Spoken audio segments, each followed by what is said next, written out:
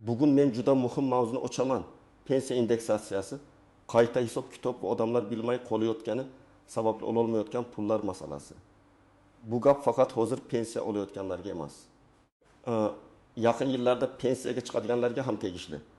Chunki bitta noto'g'ri hisob, bitta kiritilmagan ish staji, bitta inobatga olinmagan maosh ma'lumotnomasi sizning har oy oladigan pensiyangizni kamaytirib qo'yishi mumkin.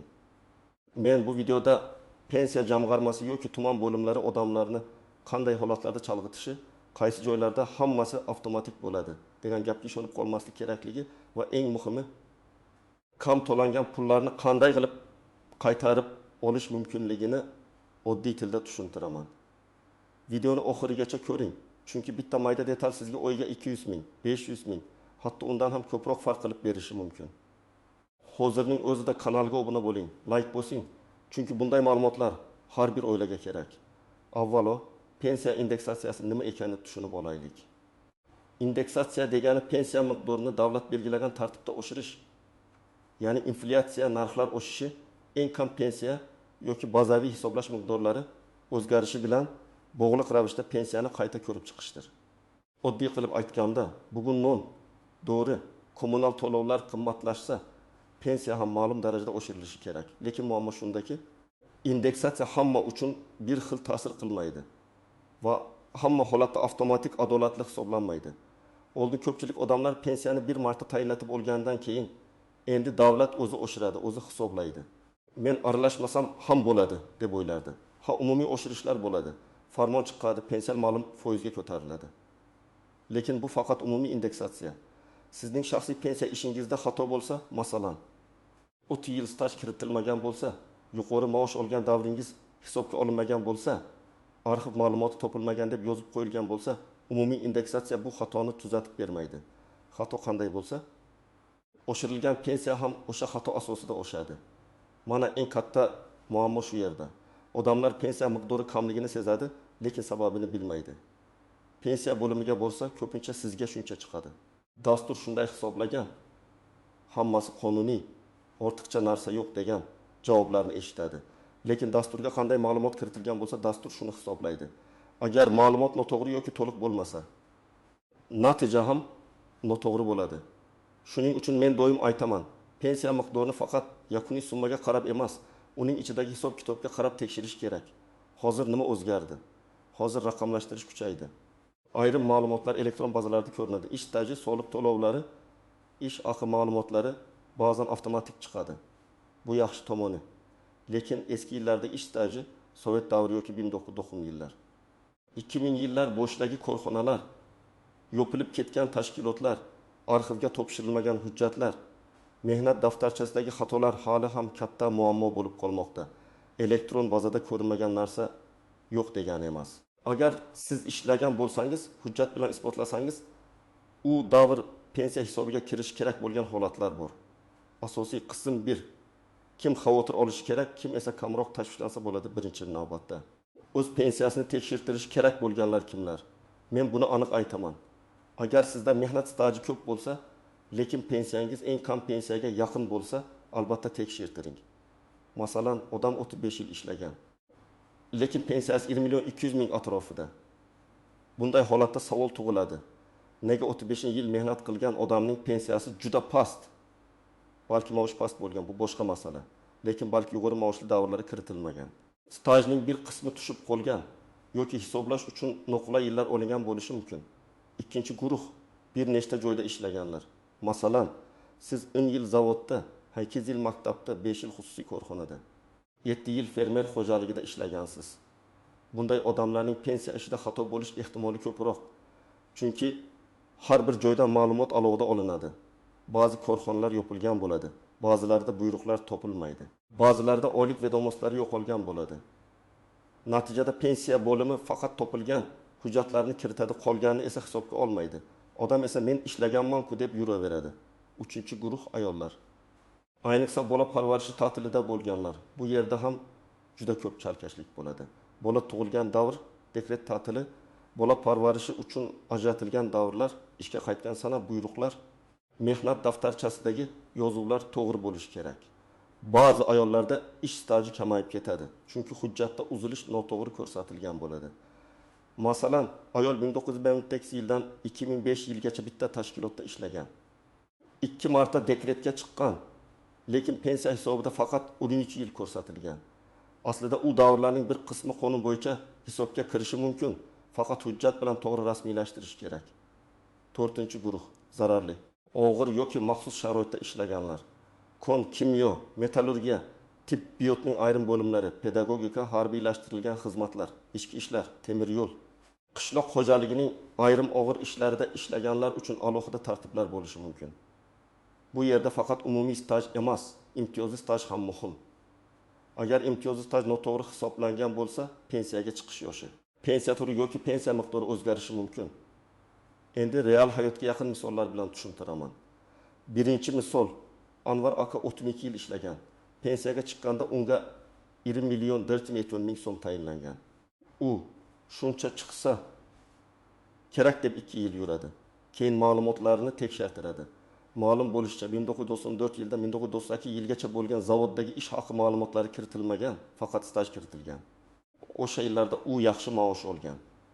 Maosh ma'lumotnomasi arxivdan topilgach, pensiya qayta hisoblanadi va 20 million 420 ming emas, 20 million 220 ming bo'lishi kerakligi aniqlanadi. Farq oyga 420 ming so'm. Agar bu farq 24 oy davomida kam to'langan bo'lsa, bu 9 million 600 ming so'm degani. Qonuniy asos bo'lsa, odam kam to'langan qismini talab qilishga haqli. Ikkinchi misol, Dilbar opa maktabda 28 yil ishlagan. Keyin xususiy bog'chada yana 6 yil ishlagan. Pensiya tayinlashda xususiy bog'cha davri bo'yicha ijtimoiy soliq to'lovlari bazada to'liq ko'rinmagan. Pensiya bo'limi faqat maktabdagi stajni olgan.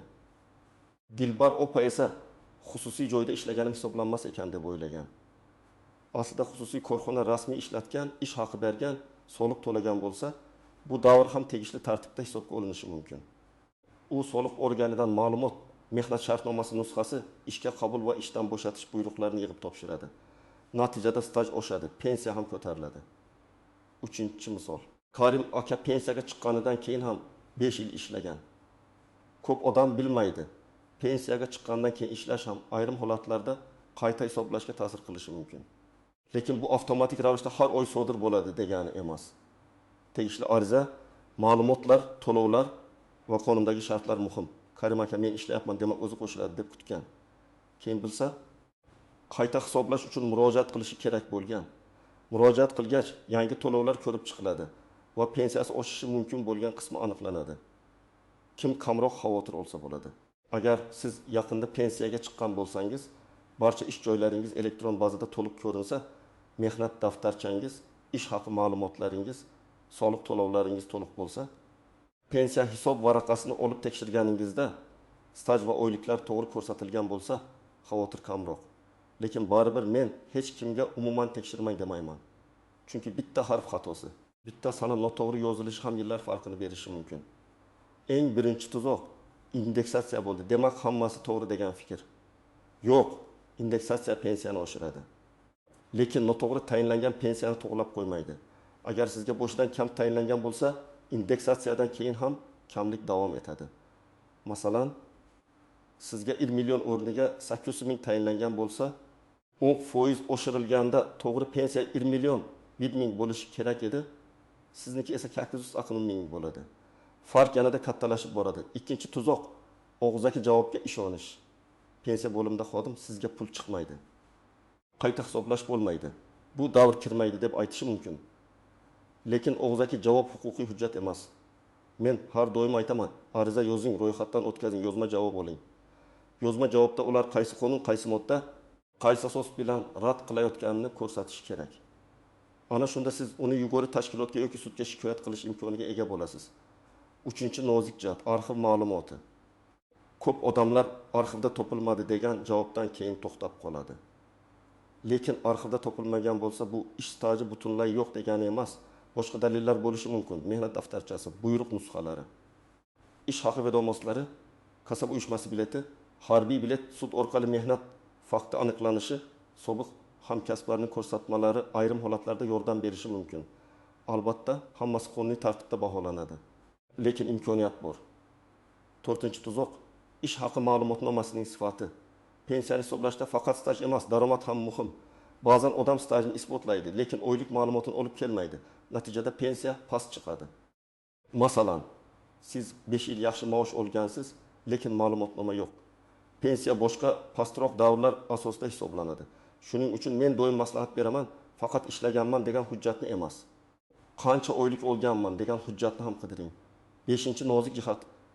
Kam to'langan pul hamma vaqt cheksiz qaytarilavermaydi. Bu juda muhim. Agar xato pensiya jamg'armasi yoki vakolatli organ aybi bilan bo'lgan bo'lsa, bir tartib bo'lishi mumkin.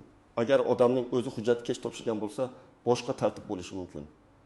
Qaysi sanadan qayta hisoblanadi, qaysi davr uchun farq to'lanadi, bu alohida aniqlanadi. Shuning uchun hamma odamga 10 yillik pul qaytariladi degan gaplarga ishonmang. Har bir ish alohida ko'riladi. 6-tuzoq pensiyani oshirish haqidagi yangiliklarni noto'g'ri tushunish. Har safar pensiyalar oshirilganda odamlar menikiga nega kam qo'shildi deb so'raydi. Chunki oshirish foizi eng kam pensiya, bazaviy miqdor ustamalar, kompensatsiyalar va asosiy pensiya qismi turlicha bo'lishi mumkin.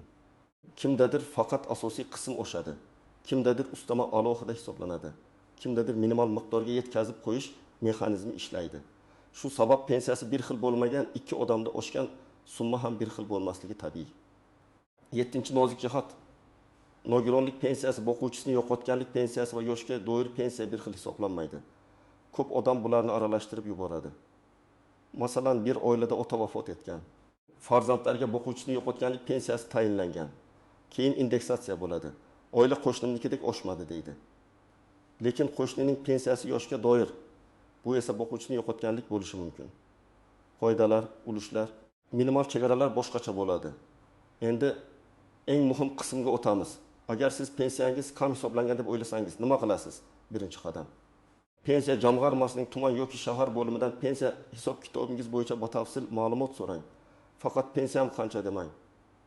Mening pensiyam qaysi ish staji, qaysi ish haqi davrlari va qaysi koeffitsiyentlar asosida hisoblanganini yozma ravishda berishingizni so'rayman deb ariza yozing.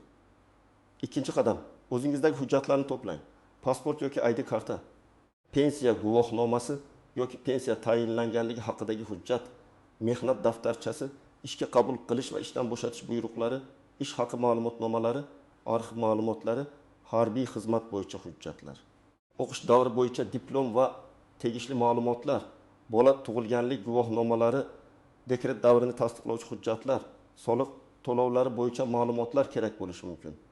3-qadam. Mehnat daftarchangizni sanama-sana tekshiring.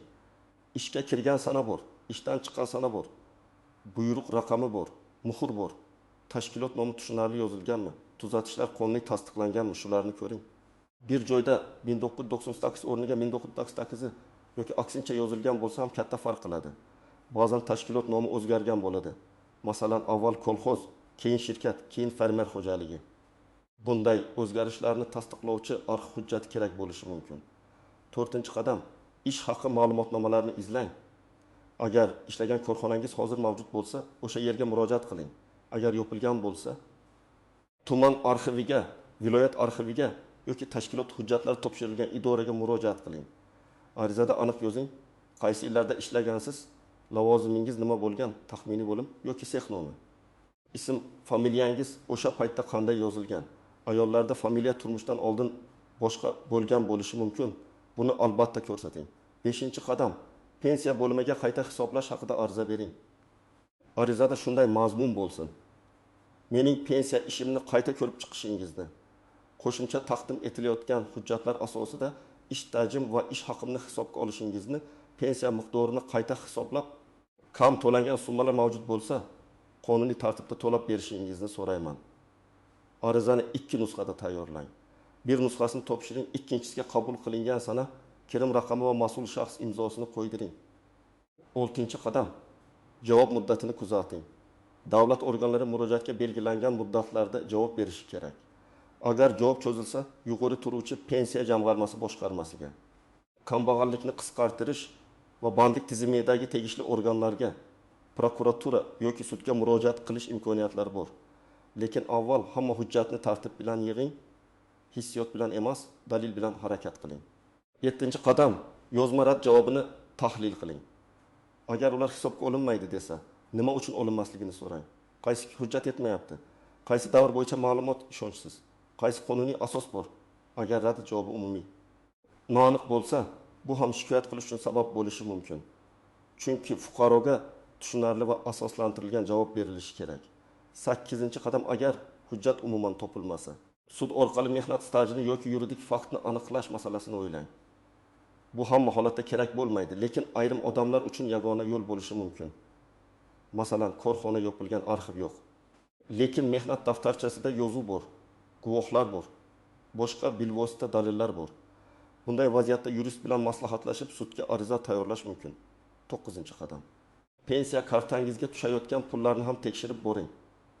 Ba'zan qayta hisoblangan summa bilan amalda tushgan summa o'rtasida farq bo'lishi mumkin. Bankdan ko'chirma oling, qaysi oyda qancha tushganini yozib boring. Ayniqsa, qayta hisoblashdan keyin bir martalik farq puli tushishi kerak bo'lsa, uni alohida kuzating. Men sizga yana bir muhim maslahat beraman. Har bir hujjatning nusxasini qoldiring. Arxiv ma'lumotnomasini topshirdingizmi? Nusxa oling.